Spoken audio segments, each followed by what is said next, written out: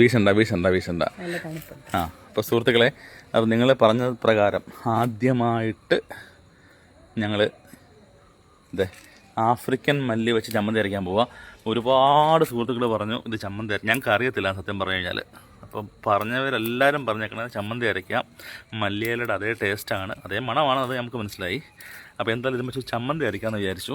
മല്ലിയില ചമ്മന്തി പോലെ തന്നെ ആഫ്രിക്കൻ മല്ലി അല്ലെങ്കിൽ ഡ്യൂപ്ലിക്കേറ്റ് മല്ലിയില എന്തൊക്കെയോ പേര് പറഞ്ഞു കേട്ടോ. പക്ഷെ ഒരുപാട് നന്ദി കേട്ടോ, നമ്മളതൊക്കെ അറിയത്തില്ലായിരുന്നെങ്കിൽ നിങ്ങൾ പറഞ്ഞ് നശിപ്പിച്ച് കളയുമായിരുന്നു. പക്ഷെ പിഴുത് അതായത് മൊത്തത്തിൽ വേണ്ടാന്ന് വെക്കത്തില്ല, ചെടി അങ്ങ് കിളിച്ച് ഇതിന്റെ ഇത് വിത്ത് വീണിട്ട് കിളിച്ച് അങ്ങനെ ഇരിക്കും, കളയത്തില്ല, പക്ഷെ ഉപയോഗിക്കത്തില്ലെന്നേ ഉള്ളൂ.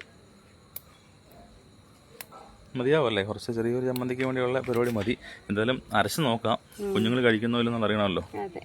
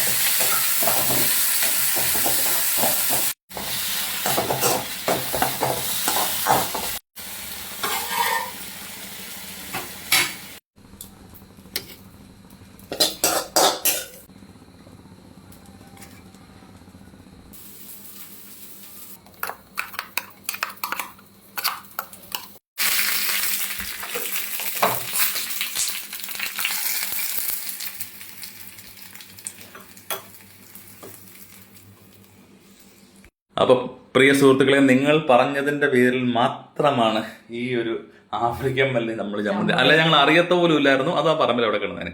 നീ ഇച്ചിരി വാരി കോരി ഇട്ടേ, എന്നിട്ട് അതിൻ്റെ ടേസ്റ്റ് നോക്കി.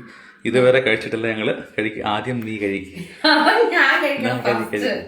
മറ്റതിലേക്ക് കൈ നീട്ടിങ്ങ വരും, ഇത് മാത്രം ഞാൻ കഴിക്കും. അല്ല, ഈ മല്ലിയിലയും പുതിന എന്നൊക്കെ തമിഴ്നാട്ടിലെ സംഭവമല്ലേ, അതുകൊണ്ട് കഴിച്ചു.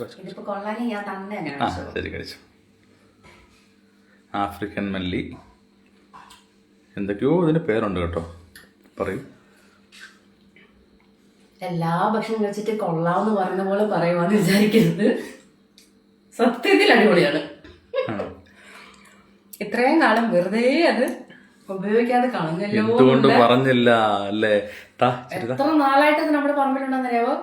പറമ്പ് വൃത്തിയാക്കുമ്പോഴെല്ലാം അതിന്റെ വലിയ ചെടികൾ പിഴുതങ്ങ് കളയും, പിന്നെ അതിന്റെ കുഞ്ഞ് ഒരുപാട് വെക്കല്ലേ, അരികൾ വീണിട്ട് രുചി അറിയാൻ പറ്റത്തില്ല, പിന്നെ അത് കിളിക്കും. പേടിയാ, ഒരുപാട് വെക്കല്ലേ.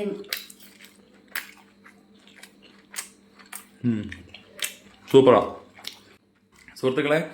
ഇതുവരെ ഈ ആഫ്രിക്കൻ മല്ലി വെച്ച് ചമ്മന്തി അരയ്ക്കുക അല്ല ഭക്ഷണത്തിൽ ഉൾപ്പെടുത്താത്തവർ തീർച്ചയായിട്ടും ചെയ്യണം. ഹൈലി റെക്കമെൻഡഡ് ആണ്. ഞങ്ങൾക്ക് ചമ്മന്തി അരയ്ക്കാമെന്ന് പറഞ്ഞ എല്ലാ സുഹൃത്തുക്കളിലും നന്ദി, ഒരുപാട് നന്ദി. ചെയ്യാത്തവർ ചെയ്യാം കേട്ടോ. നമ്മള് കുഞ്ഞു കൈ കൊണ്ട് അത് എന്തായാലും ഞാൻ നട്ടുപിടിപ്പിക്കും. അപ്പൊ എല്ലാവർക്കും ഒരുപാട് നന്ദി സുഹൃത്തുക്കളെ. Thank you so much.